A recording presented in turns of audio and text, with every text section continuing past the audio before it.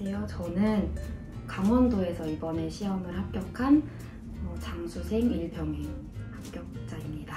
네, 저는 전공은 55점이고 교육학은 17.33 이렇게 해서 72.33으로 1차 합격을 했습니다. 사실 이번에는 일이 너무 힘들었어가지고 1차 합격할 거라는 기대를 전혀 못했었는데 1차를 합격하게 돼서 너무 놀랬고 2차 역시 1차를 합격할 거라는 생각을 못했기 때문에 준비 기간이 그렇게 길지가 않았어요. 그래서 2차도 사실 큰 기대가 없었는데 합격을 하게 돼서 아직 믿기지 않는 신규 연수를 다녀왔지만 믿기지 않는 상태입니다.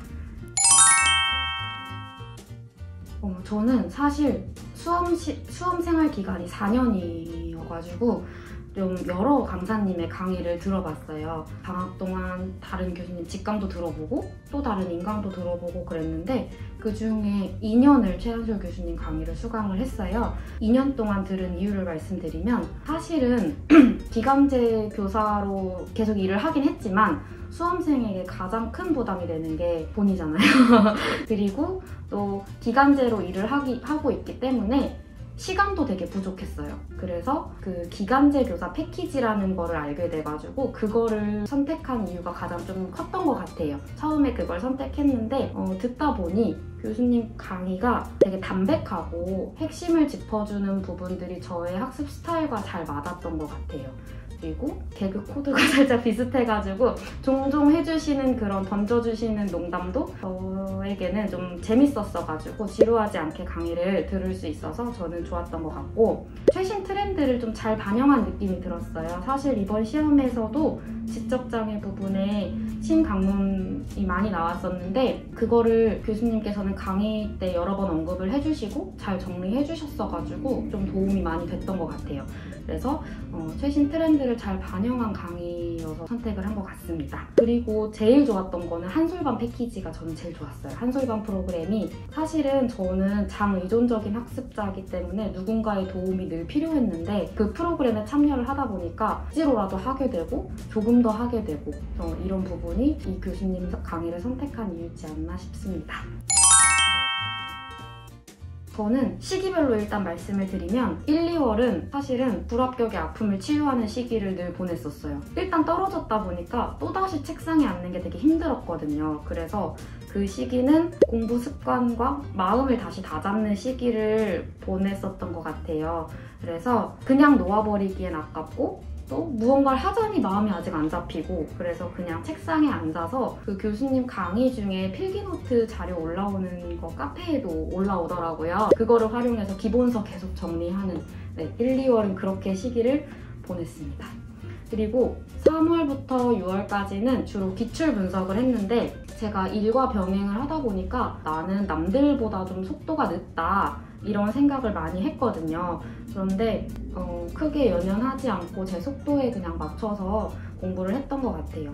그리고 학교에서는 짜투리 시간을 활용해서 단순 암기할 거, 장특법, 총론, 점자 이런 것들을 학교에서는 주로 보고 퇴근하면서부터는 이제 전공에 더 집중을 했던 것 같아요. 그래서 기출 분석은 시각, 청각, 지체 이런 식으로 과목별로 기출 분석을 하였고 특공에서 자료를 기출 문제를 영역별로 분류해 놓으신 자료를 받아서 그거를 다 프린트를 했어요. 다 프린트를 해가지고 A4 용지 한 장에 한 문제를 분석을 했어요. 그래서 한 문제를 기출이 어떤 개념이 됐는지 관련된 개념은 뭔지 그리고 마지막으로 이 개념과 관련해서 다음엔 어떤 게 나올까 이거를 좀 했던 것 같아요.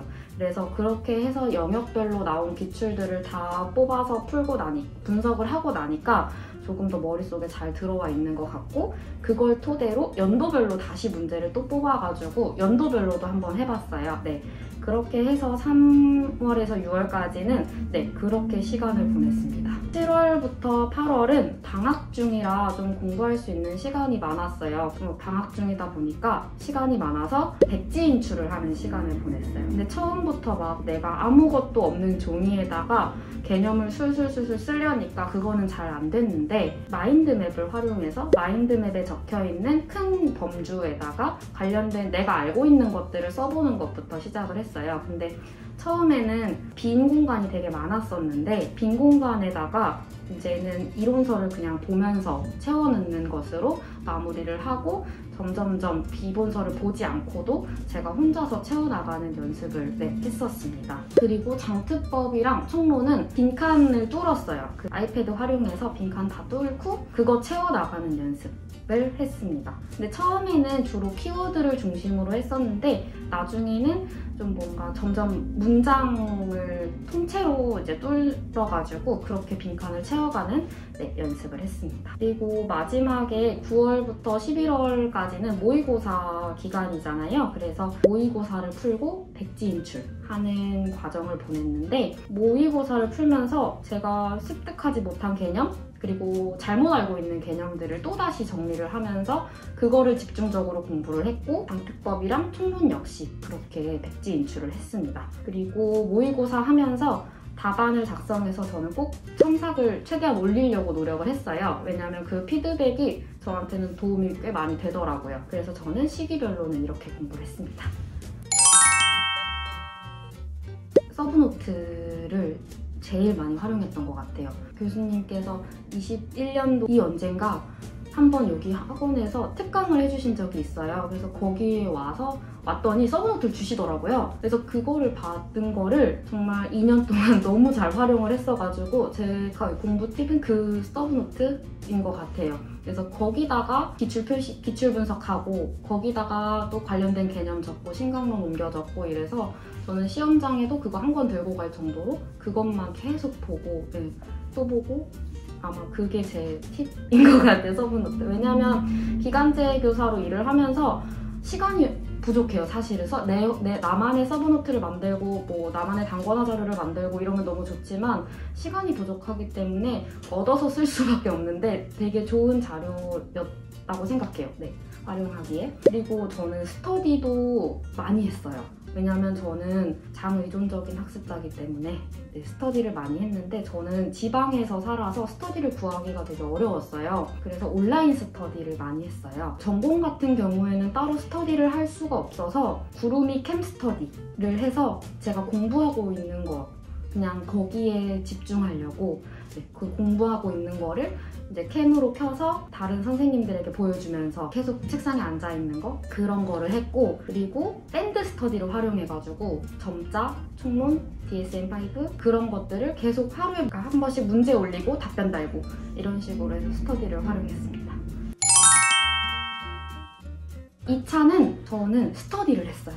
스터디를 했는데 저는 강원도에서 보다 보니까 특수를 6명밖에 뽑지 않아서 특수 교과끼리 스터디를 하지는 않았어요. 왜냐면 강원도는 모든 교과가 면접 문제가 동일하기 때문에 타교과 선생님들이랑 면접 스터디를 꾸려서 그렇게 스터디를 했습니다. 근데 강원도 같은 경우에는 시책 중심이라서 시책을 정말 누르면 나올 정도로 달달달달 그냥 계속 외우고 적용해서 답하고를 많이 연습을 했습니다. 그리고 수업 실험 같은 경우에는 온라인 스터디를 했어요. 제가 수업하는 거를 찍어서 올리면 그걸로 피드백 받고 저도 다른 선생님의 영상을 보고 그걸로 피드백 해주고 이런 식으로 연습을 많이 했습니다.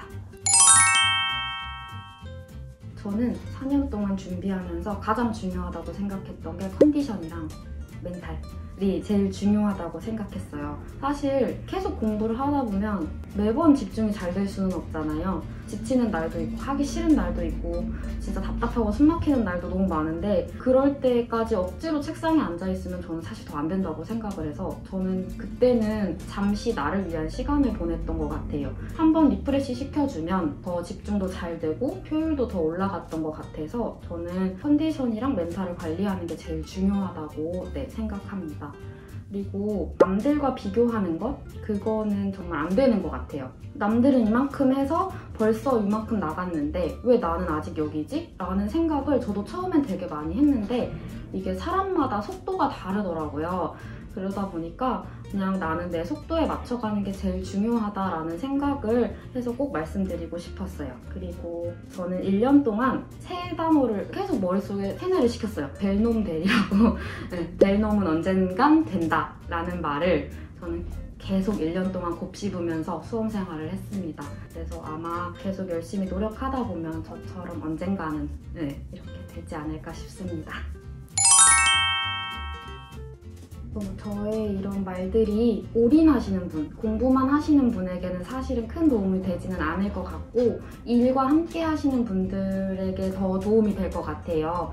네, 그래서 그분들이 저의 그런 이야기를 듣고 좀 뭔가 힘을 얻으셨으면 좋겠습니다. 감사합니다.